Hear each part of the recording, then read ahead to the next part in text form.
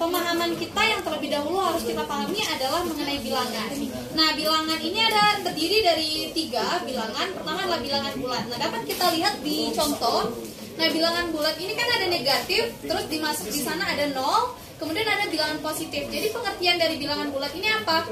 Seluruh bilangan baik itu dimulai dari negatif 0 sampai dengan tak hingga gitu ya. Jadi karena ingat ya, kalau misalnya ada tanda titik-titik seperti ini, itu namanya tak hingga. Jadi sampai bilangan berapapun itu termasuk di dalamnya adalah bilangan bulat. Jadi jangan salah antara bilangan bulat kemudian bilangan cacah, karena nantinya di dalam soal TIU itu bakalan ada kemungkinan dijelaskan jawabannya adalah bilangan cacah yang misalnya kurang dari 7 misalnya. Berarti kurang dari 7 dimulai dari 0 ya. 0, 1, 2, 3, 4, 5, 6 dan 7 ya.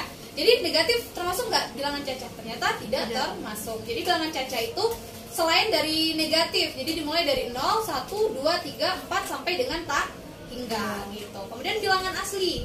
Nah, bilangan asli itu 0 tidak termasuk di dalam bilangan asli, negatif juga tidak termasuk di dalam bilangan asli. Yang termasuk di dalam bilangan asli dimulai dari angka 1 sampai dengan tak hingga. Itu adalah bilangan asli.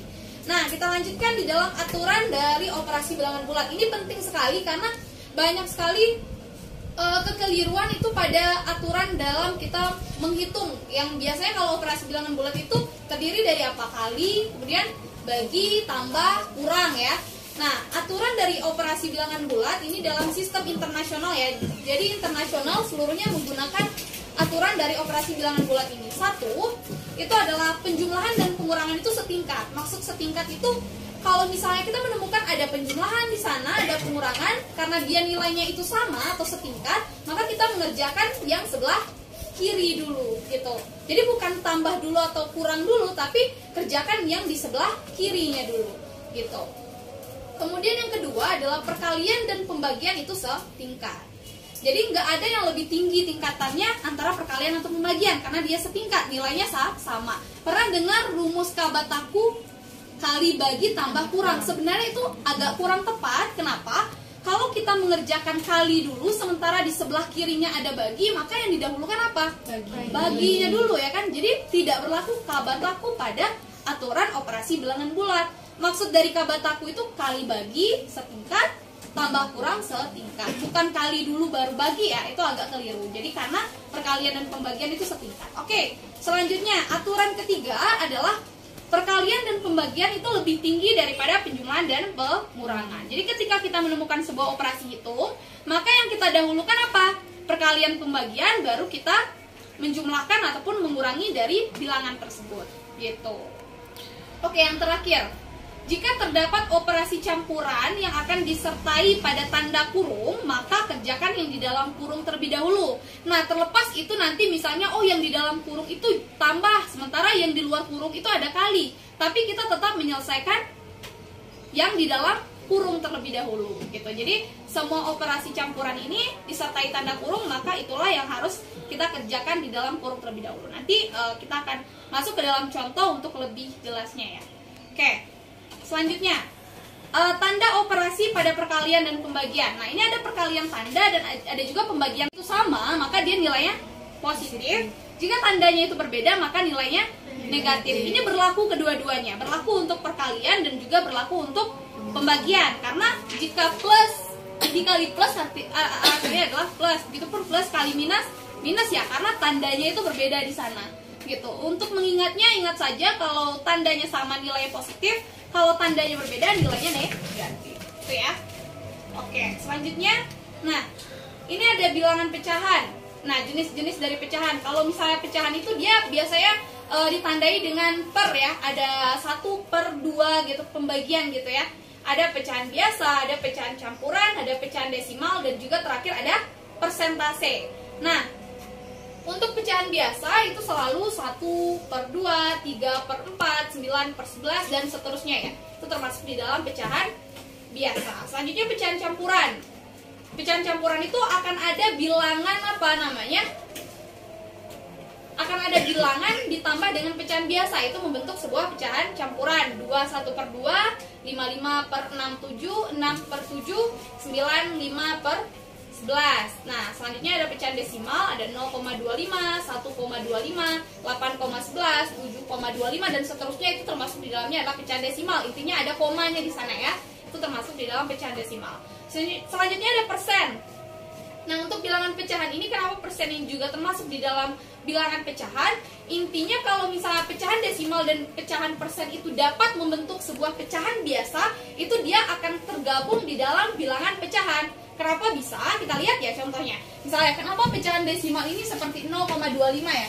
0,25 ini termasuk di dalam pecahan gitu. Namanya bilangan pecahan. Karena 0,25 ini bisa nggak kita masukkan dia ke dalam bentuk pecahan biasa? Bisa ya. Makanya dia termasuk di dalam jenis pecahan. Ingat kalau misalnya dua angka di belakang koma nilainya berapa? Per 100 ya. Sehingga nilainya 0,25 itu sama dengan berapa kalau pecahan?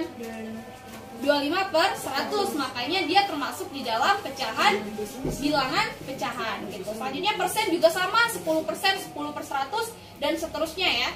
Oke, selanjutnya itu untuk pengantar di dalam bilangan pecahan. Kita lanjut untuk mengubah pecahan campuran menjadi pecahan biasa. Nah, untuk contoh lebih jelasnya ini sudah ada ya, bagaimana tahapan dalam mengubah. Ini memang pelajaran ini kita pelajari dari SD, SMP, bahkan sampai SMA semuanya materinya pecahan ya. Karena kalau TIU itu dia intelijensi umum. Jadi umum itu maksudnya dari seluruh tahapan dalam sekolah itu dipelajari semua. Nah, kalau untuk 2/1/2 itu kita langsung ya 2 oh ini agak salah di ini ya.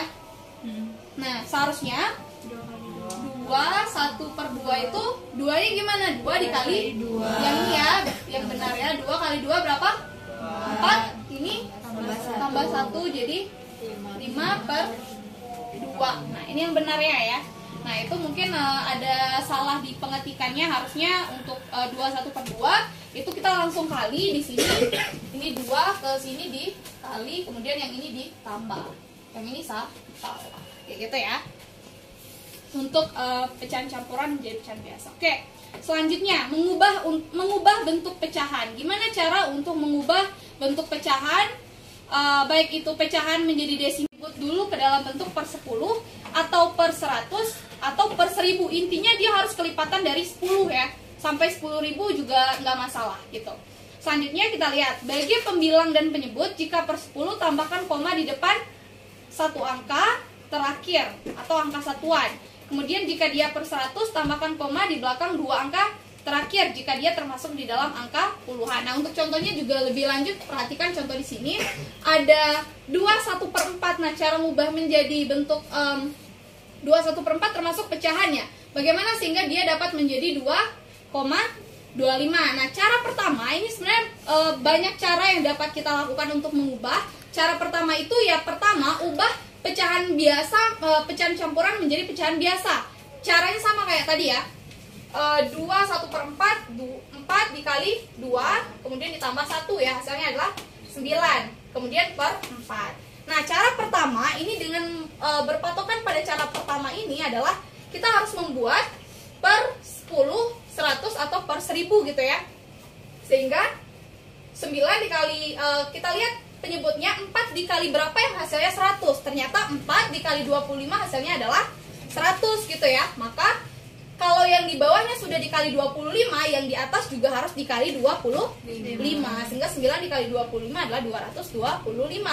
Ingat aturannya, bagi pembilang dan penyebut jika per 10 tambah koma di depan satu angka terakhir. Tapi kalau misalnya per 100 tambahkan koma di belakang dua angka terakhir. Tambahkan saja di sini sehingga menjadi 2,25. Itu cara yang pertama.